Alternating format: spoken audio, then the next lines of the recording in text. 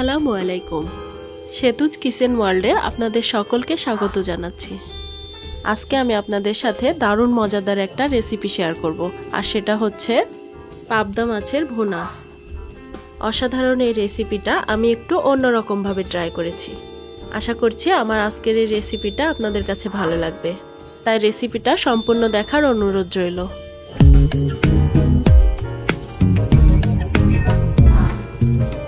রেসিপিটা তৈরির জন্য প্রথমে আমি প্রয়োজন মতো পাবদা মাছ ভালোভাবে ধুয়ে পরিষ্কার করে নিয়েছি। এখন এই মাছগুলোকে আমি 1 চা চামচ লবণ আর 1 চা চামচ হলুদ দিয়ে দুই পাশ উল্টে পাল্টে খুব ভালোভাবে মেখে নিব।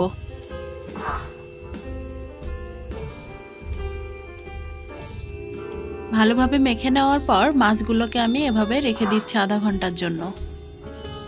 রান্নার জন্য প্রথমে আমি একটা মশলার মিশ্রণ তৈরি করে নিব। তার জন্য আমি একটা বাটিতে নিয়ে নিচ্ছি 2 টেবিল চামচ পেঁয়াজ বাটা। এখন এর সাথে অ্যাড করছি আরও 2 চা চামচ রসুন বাটা, আর দিচ্ছি 1 চা চামচ আদা বাটা, 1 চা চামচ সরিষা বাটা, দিচ্ছি স্বাদমতো লবণ। আমি এখানে আপাতত 1 চা চামচ ব্যবহার করছি, পরবর্তীতে প্রয়োজন হলে আরও অ্যাড করে নেওয়া যাবে। এবার দিচ্ছি 1 চা চামচ হলুদের গুঁড়া, 1 চা চামচ অথবা স্বাদ মতন লাল মরিচের গুঁড়া। এবার দিচ্ছি 1 চা চামচ জিরার গুঁড়া।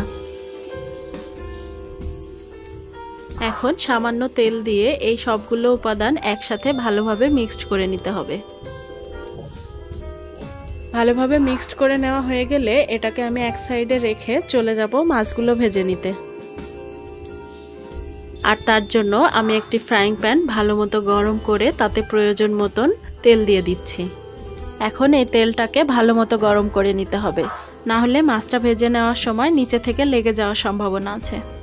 এখন এই তেলটা ভালো মতো গরম হয়ে আসলে এর মধ্যে একে একে ম্যারিনেট করে রাখা মাছগুলো দিয়ে দিব।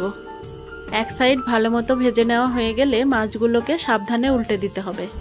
পাবদা মাছ কিন্তু তুলনামূলক একটু নরম হয়, তাই একটু সাবধানে মাছটা উল্টে দিতে হবে যাতে করে মাছগুলো ভেঙে না যায়। দুই পাশ ভালো মতো ভেজে নেওয়া হয়ে গেলে মাছগুলোকে উঠিয়ে নিতে হবে।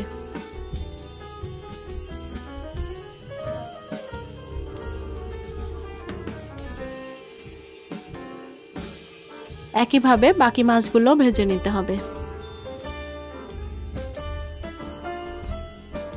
এরপর আমি অন্য আরেকটি কড়াই নিয়েছি, এর মধ্যে মাছ ভাজার তেলগুলো দিয়ে দিচ্ছি। তেলটা সামান্য গরম হয়ে আসলে একটা টমেটো পেস্ট করে এর মধ্যে দিয়ে দিচ্ছি। টমেটোর কাঁচা গন্ধটা চলে যাওয়া পর্যন্ত এটাকে ভালোভাবে নাড়াচাড়া করে সামান্য একটু ভাজা ভাজা করে নিতে হবে।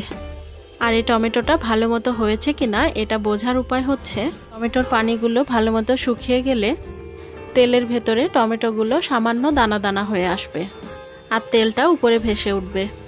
ঠিক এই সময় এর মধ্যে দিয়ে দিতে হবে আগে থেকে মিক্সড করে রাখা মশলাটা। এখন এই টমেটোর সাথে মশলাটাকেও 2 থেকে 3 মিনিট ভালো মতন কষিয়ে নিতে হবে।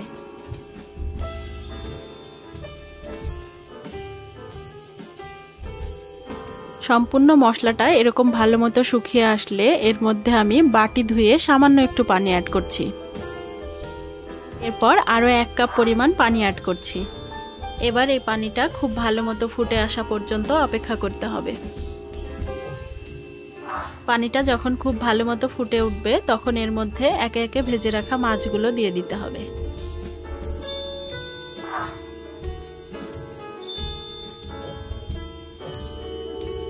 এবার মাছগুলোকে মোটামুটি 5 মিনিট মতন রান্না করে নিতে হবে। এভাবে 5 মিনিট রান্না করে নেওয়ার পর উপর থেকে দিয়ে দিচ্ছি সামান্য ধনেপাতা কুচি। এবার প্রয়োজন মতো ঝোল রেখে গ্যাসের ফ্লেমটা বন্ধ করে দিতে হবে। ব্যাস, এভাবেই খুব সহজে তৈরি হয়ে গেল দারুণ মজাদার পাবদা মাছের ভুনা। এই রান্নাটা পোলাও কিংবা সাদা ভাতের সাথে খুবই মজার হয়। তো আপনারা বাড়িতে কে কিভাবে পাবদা মাছটা রান্না করেন অবশ্যই আমাকে কমেন্টে জানাতে পারেন। আর যদি কখনো এভাবে না করে থাকেন একবার এভাবে রান্না করে দেখতে পারেন। আশা করি বাড়িতে সবাই অনেক বেশি পছন্দ করবে। আর রেসিপিটা ভালো লাগলে লাইক এবং শেয়ার করতে ভুলবেন না। আপনাদের একটা লাইক এবং শেয়ার আমাকে অনেক বেশি উৎসাহ যোগায়। আমার চ্যানেলে নতুন হলে চ্যানেলটিকে সাবস্ক্রাইব করে রাখার অনুরোধ রইল। আবারও নতুন কোনো রেসিপি নিয়ে হাজির হব। সেই পর্যন্ত ভালো থাকবেন, সুস্থ থাকবেন। আল্লাহ হাফেজ।